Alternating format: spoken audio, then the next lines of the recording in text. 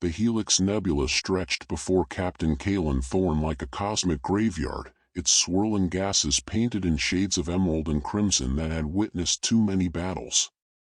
Through the bridge viewport of the human vessel Prometheus Dawn, he watched as two massive fleets positioned themselves at opposite ends of the stellar nursery, their hulls gleaming like predators circling wounded prey. The tension crackling through subspace communications had been building for months, but tonight, it would finally break. "Captain," called Navigator Lyrian Dex from her station, her fingers dancing across holographic displays that mapped the treacherous gas clouds ahead. "Long-range sensors are picking up movement from both fleets. Amaterasu's Blueshift is deploying their vanguard formations, and SC Jeger's battlecruisers are powering up their quantum drives." Her voice carried the steady professionalism that had saved their ship countless times, but Kalen could hear the underlying current of worry that matched his own. The Prometheus Dawn hung suspended between the two forces like a minnow caught between leviathans. As the only human vessel within 3 parsecs, they had been tasked with a diplomatic mission that now seemed increasingly futile. The Amaterasu coalition and the Star Command Jeger had been allies once, united in their expansion across the Outer Rim territories.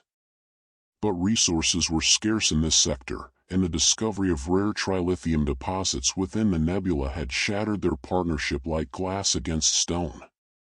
Commander Zephyr Vex of Amaterasu's Blueshift had sent increasingly hostile transmissions over the past week, her synthetic voice carrying the cold calculation of someone who had never known defeat. Her fleet consisted of sleek, curved vessels that seemed to bend light around their hulls, technology that humanity was only beginning to understand. In contrast, Admiral Matthias Corvain's SC Jeger ships were massive, angular fortresses of armor and weaponry that spoke to a more direct philosophy of warfare. Chief Engineer Seraph Guildhart emerged from the maintenance shaft beneath the bridge, her uniform stained with coolant and her expression grim. "Captain, I have finished the modifications to our communication array. If we're going to attempt to mediate this situation, we'll need every advantage we can get. Both fleets are jamming standard frequencies, but I've managed to isolate a narrow bandwidth that should cut through their interference." She paused, wiping her hands on a maintenance cloth. "Though I have to ask, sir, what makes the brass think that 200 humans can stop a war between civilizations that field ships the size of small moons?"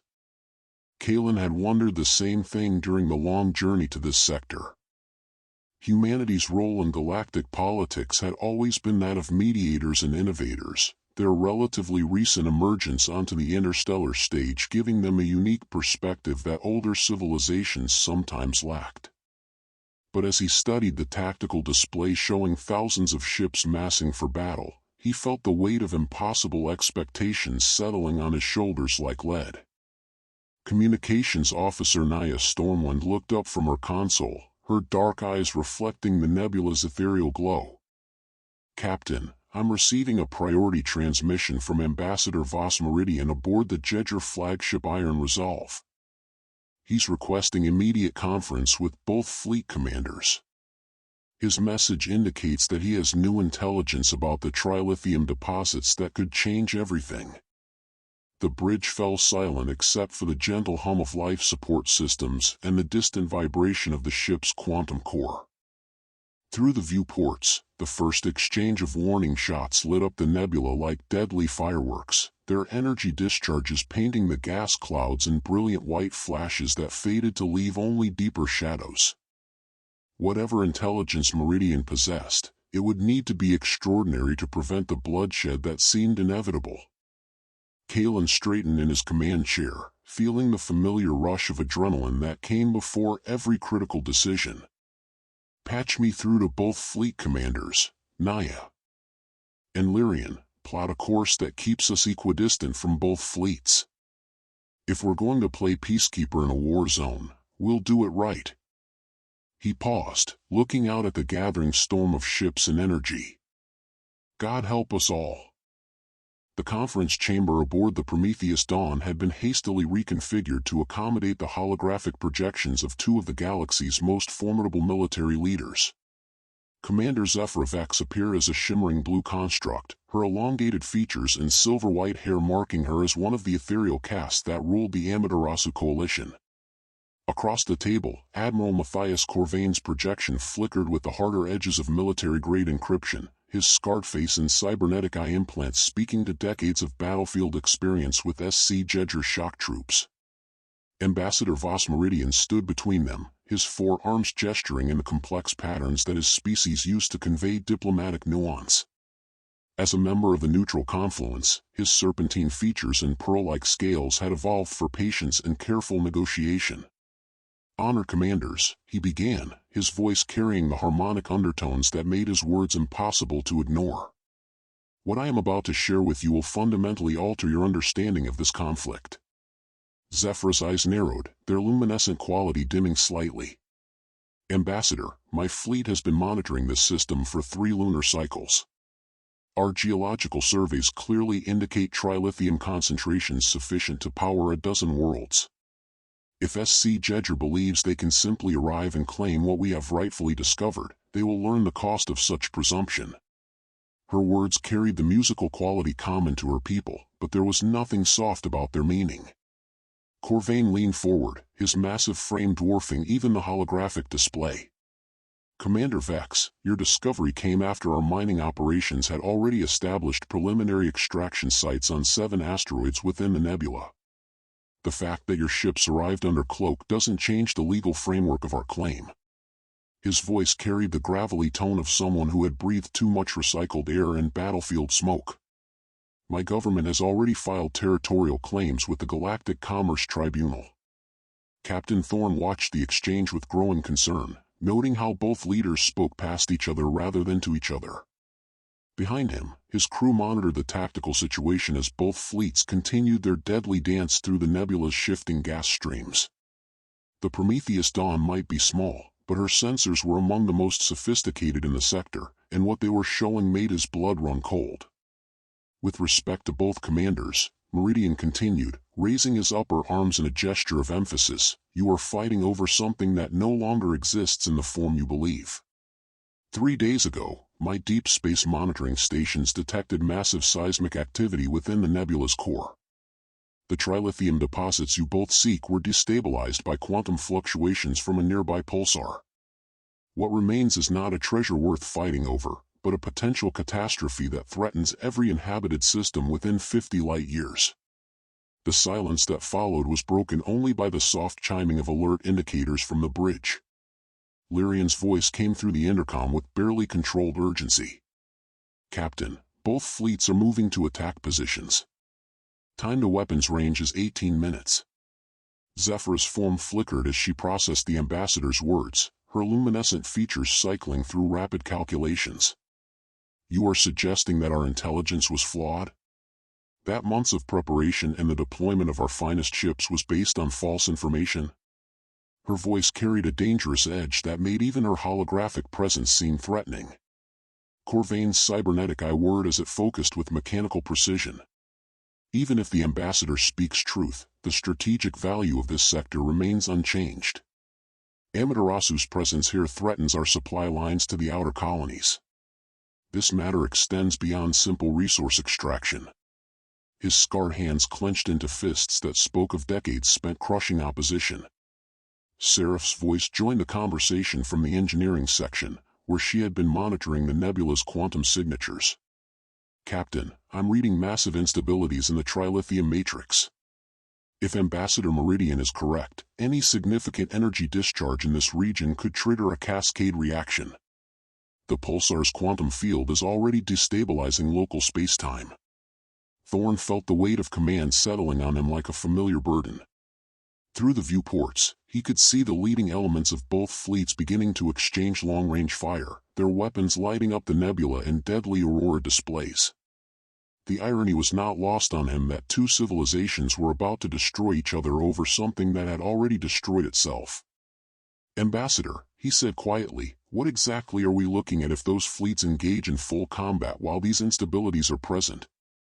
Meridian's scales shifted to a deeper shade of concern. Captain Thorne, we are looking at the potential birth of a new black hole. The first full salvo between the fleets painted the Helix Nebula in devastating light. Amaterasu's energy lances cut through the cosmic dust like silver threads, while SC Jeger's plasma cannons responded with bursts of orange fire that left afterimages burned into the retinas of anyone watching. From the bridge of the Prometheus Dawn, Captain Thorne witnessed the opening movements of what could become one of the most catastrophic battles in galactic history. "Shields up, all stop," he ordered, watching as his crew moved with practiced efficiency. The human vessel's defensive systems hummed to life, creating a protective barrier that would hopefully be enough to weather the storm of stray weapons fire that was already beginning to fill the space around them. "Naya, try to reach both fleet commanders again. They need to understand what they're walking into." The communications officer's fingers flew across her console, but she shook her head in frustration. "Captain, both fleets have gone to full combat protocols. They're not accepting any external communications. All channels are either jammed or restricted to military frequencies." Around them, the nebula itself seemed to pulse with each exchange of fire, the exotic gases responding to the massive energy discharges in ways that defied conventional physics. On the main display, Commander Vex's flagship Ethereal Dominance led a formation of 30 sleek vessels in a sweeping arc designed to flank Corvain's heavier ships. The Amaterasu vessels moved like a school of predatory fish, their hulls shimmering with adaptive camouflage that made them difficult to target.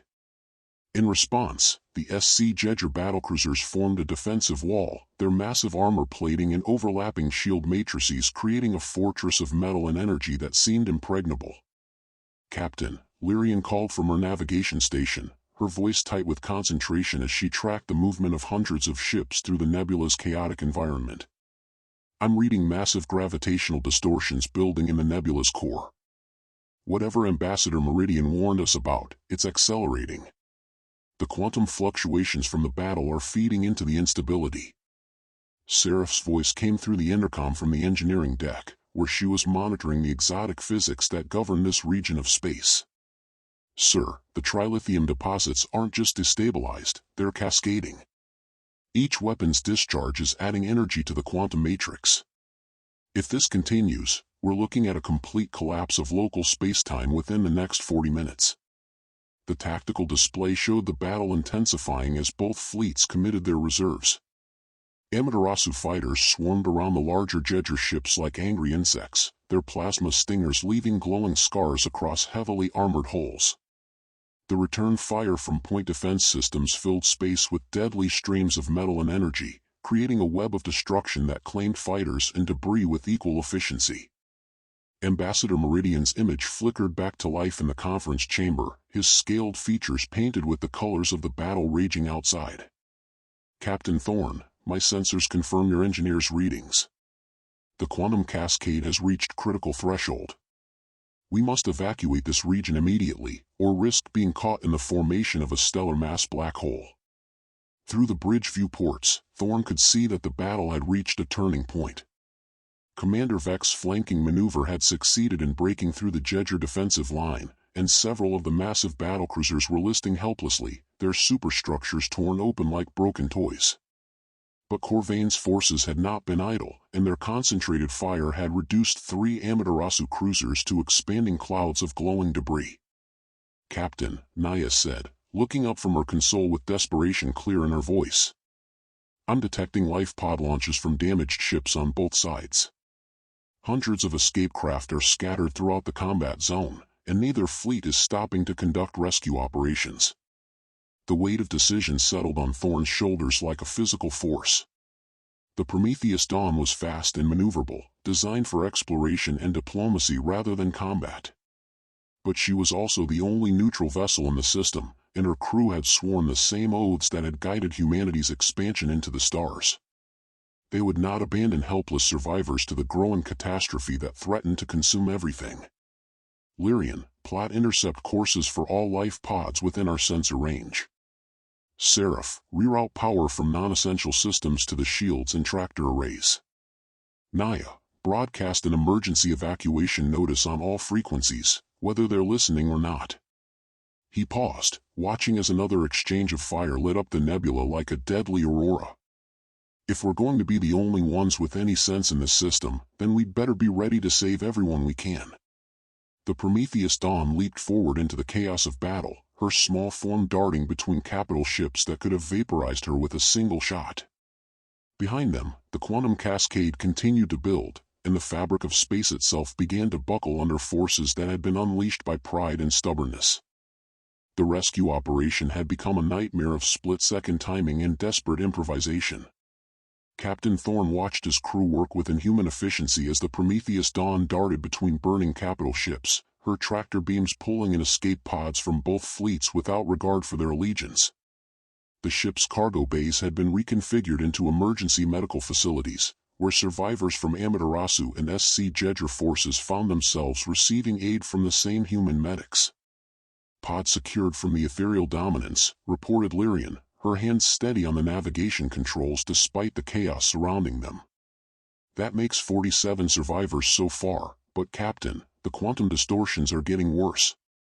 I'm having trouble maintaining stable flight paths through the affected regions. Through the bridge viewports, the battle continued to rage with undiminished fury. Neither Commander Vex nor Admiral Corvain seemed willing to acknowledge the growing catastrophe that their conflict was feeding. The nebula itself had begun to change, its gentle swirls of cosmic gas now twisted into violent spirals that pulsed with unnatural energy. At the center of it all, something dark was beginning to form. Seraph's voice crackled through the intercom from the engineering section, where she was pushing the ship's systems beyond their design parameters. Captain, I've managed to boost our shield efficiency by 18%, but we can't keep this up indefinitely. The quantum fluctuations are playing havoc with our power grid, and I'm starting to see stress fractures in the hull plating. In the medical bay, Dr. Kai Renhaven worked to stabilize an injured Amaterasu pilot whose silvery blood had a luminescent quality that painted her hands in ghostly light. Beside her, a SC Jeger trooper with massive cybernetic implants helped support a wounded comrade whose armor had been fused to his body by plasma fire. The sight of traditional enemies working together in the face of shared mortality would have been remarkable under other circumstances, but there was no time for philosophical reflection. Captain, Naya called from her station, her voice cutting through the bridge chatter with urgent precision. I'm receiving a transmission from one of the Amaterasu scout ships. They're reporting massive gravitational anomalies building in the nebula's core. Their science officer is claiming that the quantum cascade has reached a point of no return. The tactical display showed the truth of her words in stark detail. The center of the Helix Nebula was collapsing in on itself, creating a gravitational well that was already beginning to affect the movements of both fleets. Ships that ventured too close to the affected region found their engines unable to compensate for the increasing pull, and several smaller vessels had already been caught in the growing event horizon. Ambassador Meridian's holographic form materialized on the bridge, his four arms moving in complex gestures that indicated extreme distress among his species. Captain Thorne, the situation has deteriorated beyond all projections. The quantum cascade has created a feedback loop that is amplifying itself with each passing moment. We now have less than 20 minutes before the formation of a stellar mass black hole becomes inevitable. Through the chaos of battle, Thorne caught sight of something that made his blood run cold. The SC Jeger flagship Iron Resolve had sustained critical damage to her quantum drive core, and she was drifting helplessly toward the region where space-time itself was beginning to collapse. Aboard that ship were not just Admiral Corvain and his crew, but also hundreds of refugees from the outer colonies who had been depending on SC Jeger protection. Lyrian, can we reach the Iron Resolve before she crosses the event horizon? He asked, already knowing that the answer would push his ship and crew to their absolute limits. The navigator's calculations flashed across her display in rapid succession, probability matrices and trajectory plots painting a picture of impossible odds. It would require passing directly through the combat zone at maximum velocity, Captain. The gravitational distortions would make precise navigation nearly impossible, and we'd be exposed to fire from both fleets. Seraph's voice joined the conversation from the engineering deck, where she was monitoring the ship's stress levels with growing concern. Captain, the Prometheus Dawn wasn't designed for this kind of operation. The quantum field fluctuations alone could tear us apart before we reach the iron resolve, and that's assuming we survive the crossfire. In the medical bay, more survivors continued to arrive, their accounts painting a picture of two fleets so focused on destroying each other that they had failed to notice the greater threat consuming the system around them. Human ingenuity and determination had saved dozens of lives already, but the greatest test still lay ahead. Thorn looked out at the dying Nebula, where the forces of nature and the pride of civilizations were combining to create something that would scar this region of space for millennia to come. His next decision would either save hundreds of lives or condemn his own crew to join the growing list of casualties. Plot the intercept course, Lyrian. All hands, prepare for emergency acceleration. The Prometheus Dawn screamed through the combat zone at velocities that pushed her structural integrity to the breaking point. Around them, the battle between Amaterasu's Blueshift and SC Jeger had reached a fever pitch of mutual destruction, with neither side recognizing that their enemy was no longer each other, but the cosmic catastrophe they had unleashed. Captain Thorn gripped his command chair as the ship bucked and rolled through gravitational distortions that defied every law of physics he thought he understood. Hull stress at 97%, Seraph reported from engineering, her voice steady despite the fact that her section was literally coming apart around her. I've rerouted power from everything non-essential, but Captain, if we take a direct hit from anything larger than a fighter's plasma cannon, we're going to come apart like a broken toy. The tactical display showed their desperate trajectory through the heart of the battle, where massive capital ships exchanged fire with weapons that could crack planets. Amaterasu energy lances carved through the cosmic dust around them, while SC Jeger plasma bursts lit up the nebula in brilliant orange flashes. The iron resolve loomed ahead, her massive bulk tumbling helplessly toward the growing gravitational anomaly that had begun to consume the nebula's core. Incoming transmission from the Jeger flagship, Naya announced, her fingers dancing across her console as she tried to maintain communication through the chaos of electromagnetic interference. Admiral Corvain is requesting immediate assistance. Their quantum drive is completely offline, and they've lost attitude control. Estimated time to event horizon is 7 minutes. Through the bridge viewports, Thorn could see the iron resolve in all her massive glory, a ship designed to be an unstoppable fortress of metal and firepower. But even the most powerful warship was helpless against the fundamental forces of the universe, and the gravitational well that was forming in the nebula's heart pulled at her with inexorable strength. Escape pods were launching from her hull like sparks from a dying fire, but most would never reach safety. Lyrian, can we get close enough to establish a tractor lock? Thorn asked, watching as his navigator's calculations painted an increasingly grim picture of their options. The gravitational distortions are too intense for a stable tractor beam, Captain, she replied, her voice tight with concentration as she fought to keep them on course. But if we could somehow stabilize their tumble, they might be able to use their maneuvering thrusters to break free of the pull. Commander Vex's voice suddenly filled the bridge as her ship Ethereal Dominance swept past them in pursuit of a damaged Jeger cruiser. Human vessel, you are interfering with legitimate military operations. Withdraw immediately or face the consequences of your actions. Her luminescent features were visible through her ship's transparent aluminum viewports, beautiful and terrible in their absolute certainty. The irony was not lost on Thorn that both fleets continued to fight even as the universe collapsed around them. But that was often the way with civilizations that had grown too powerful for their own good. They became so focused on their conflicts with each other that they failed to see the larger patterns that govern the cosmos. Humanity's gift had always been the ability to step back and see the bigger picture. Admiral Corvain, Thorn said into his communication pickup, this is Captain Thorn of the Prometheus Dawn. We're going to attempt a synchronized maneuver with your ship. If you can fire your maneuvering thrusters on my mark, we might be able to create enough momentum to break you free of the gravitational well. The scarred face of the Jeger Admiral appeared on the main screen, his cybernetic eye whirring as it focused with mechanical precision. Captain, your ship isn't large enough to affect our trajectory. This gesture, while appreciated, will only result in the loss of your vessel and crew. Admiral, Thorn replied with a grim smile, you're forgetting something important about humanity. We don't do the sensible thing. We do the right thing. He turned to his crew, seeing in their faces the same determination that had carried their species from a single world to the stars.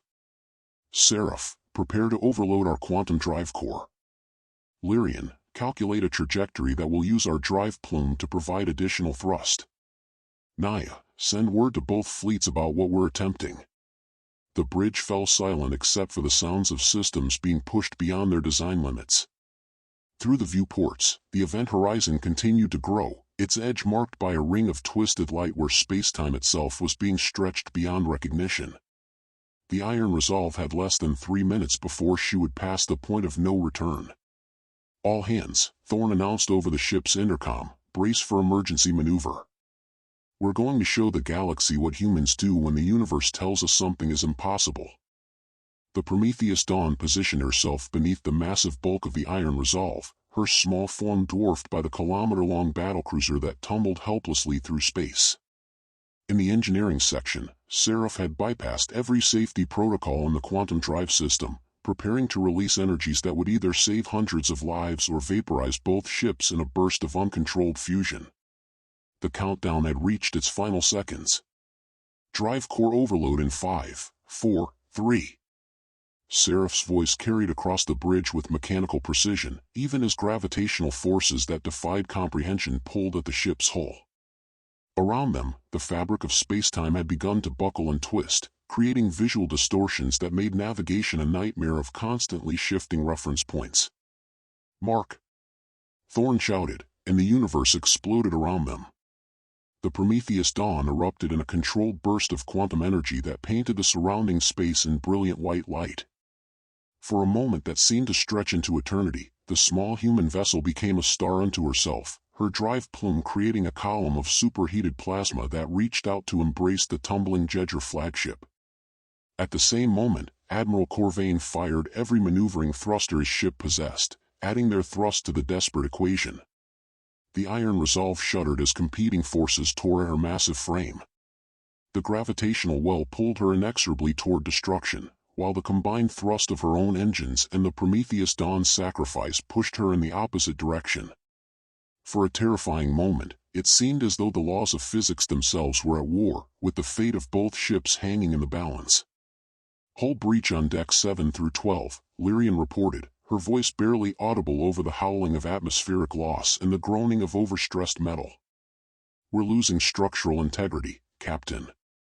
The drive core overload is tearing us apart from the inside. Through the chaos, Thorn watched as the Iron Resolve began to respond to their desperate gambit. The massive ship's tumble slowed, then stopped, as her thrusters found purchase against the artificial momentum they had created.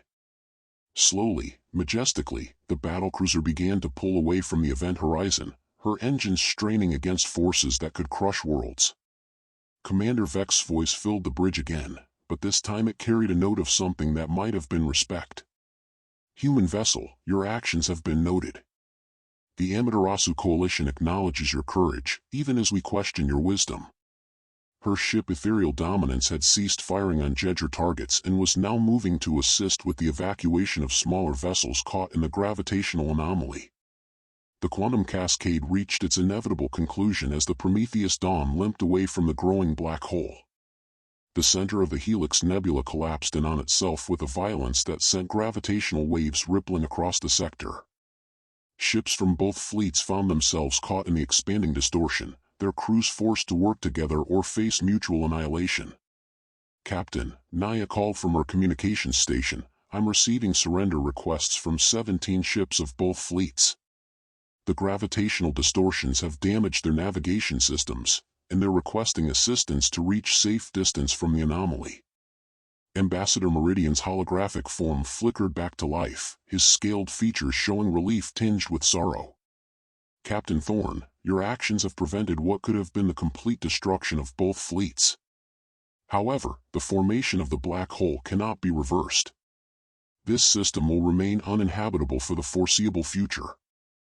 Through the bridge viewports, Thorn could see both fleets beginning to withdraw from the system, their formations no longer organized for battle but for mutual survival. The Iron Resolve led a convoy of damaged vessels toward the edge of the system, while Commander Vex's ships formed a protective screen around their own wounded. The sight of traditional enemies working together would have been remarkable under other circumstances. Seraph's voice came through the intercom, exhausted but triumphant. "Captain, I've managed to stabilize our quantum drive, but we're running on backup power. We need to reach a repair facility within the next 6 hours, or we'll be adrift." The Prometheus Dawn had saved the day, but at a cost that would be measured in years of repairs and the permanent loss of one of the galaxy's most resource-rich systems. As they limped toward the edge of the Helix Nebula, Thorne reflected on the price of pride and the courage required to do what was right rather than what was easy.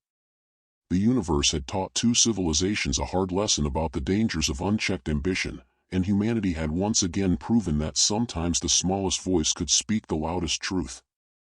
3 months after the collapse of the Helix Nebula, Captain Kalen Thorne stood in the observation lounge of Meridian Station, watching through reinforced transparisteel as the Prometheus Dawn underwent her final repairs.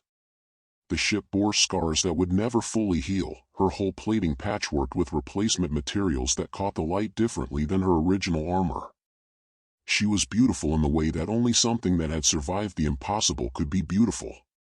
The Galactic Council has issued their final report on the incident, Ambassador Voss Meridian said as he joined Thorne at the viewport, his 4 arms carrying data tablets that contained testimony from hundreds of survivors.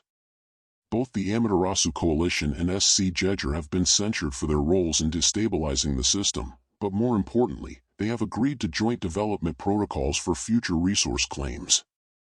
The irony was not lost on either of them that it had taken the birth of a black hole to teach two civilizations the value of cooperation.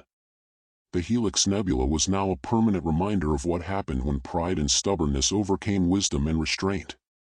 Already, scientists from across the galaxy were studying the gravitational anomaly, trying to understand the forces that had been unleashed in those final moments. "Any word from the survivors?" Thorne asked, thinking of the dozens of beings from both fleets who had found themselves sharing medical facilities aboard his ship during their darkest hour. Humans, it seemed, had a talent for creating spaces where traditional enemies could discover their common ground. Meridian's scales shifted to a deeper shade of satisfaction. Commander Vex has been reassigned to diplomatic duties within the Coalition, where her strategic mind can be put to better use than ship-to-ship combat. Admiral Corvain has requested transfer to the Jeger Colony Protection Fleet, stating that he wishes to spend his remaining years defending rather than conquering. The ambassador paused, his expression thoughtful. Both have submitted formal requests to work with human mediators in their new positions. Through the station's corridors, Thorne could see members of his crew making their final preparations for departure. Lyrian had been offered a position with the Galactic Navigation Authority, where her skills at impossible piloting could be put to use in rescue operations. Seraph had received no fewer than 6 offers from universities that wanted to study her innovations in quantum drive technology. Naya had been approached by the diplomatic corps for her work in maintaining communication during the crisis. "They're all staying with the ship," Thorne said, answering Meridian's unspoken question. "Humans have this peculiar loyalty to the crews they serve with. I think it comes from our evolutionary history as social primates." The observation lounge's main display activated, showing a real-time image of the Helix Nebula as it existed now. Where once swirling gases had painted the cosmos in gentle colors, now a sphere of absolute darkness sat like a wound in space-time itself. Ships approaching the region had to maintain minimum safe distances, and navigation charts throughout the sector bore permanent warnings about the gravitational hazards. "The Council has also reached a decision about your crew's actions," Meridian continued, his voice carrying the formal tones of official business. "The Humanitarian Medal of the Galaxy will be awarded to all hands aboard the Prometheus Dawn for their role in preventing a greater catastrophe. It's the first time the award has been given to an entire ship's crew." Thorne nodded, but his attention remained focused on the image of the nebula. Somewhere within that sphere of darkness, the trilithium deposits that had sparked the conflict continued to exist, compressed into forms that defied understanding. The resources that two civilizations had been willing to destroy each other over were now locked away behind an event horizon, unreachable for all time. "Captain," came Seraph's voice over the station's communication system, "final systems check is complete. The Prometheus Dawn is ready for departure." As they made their way to the docking bay, Meridian walked beside Thorn in the companionable silence that marked the end of shared crisis. The station's corridors were filled with beings from dozens of species, all going about their daily business with the casual assumption that tomorrow would come and that the universe would continue to make sense. It was a privilege that the survivors of the Helix Nebula would never take for granted again. "Where will you go now?" the ambassador asked as they reached the airlock that connected to the human vessel. Thorn paused, looking back at the diplomatic station that had become home for the past 3 months. "There's always another crisis somewhere in the galaxy, Ambassador. Another situation where someone needs to step between the giants and remind them that some things are more important than winning." He smiled, the expression carrying both weariness and hope in equal measure. "That seems to be humanity's role in this universe. We're the ones who do the impossible things that everyone else is too sensible to attempt." As the Prometheus Dawn departed Meridian Station, her crew carried with them the knowledge that they had witnessed the birth of something that would outlive every civilization in the galaxy. The black hole that had consumed the Helix Nebula would continue to exist long after the last star had burned out, a permanent memorial to the day when courage and sacrifice had prevented an even greater tragedy. In the depths of space, the universe continued its ancient dance of creation and destruction, indifferent to the small dramas played out by the creatures that crawled across its surface. But sometimes, just sometimes, those small dramas mattered more than anyone could have imagined.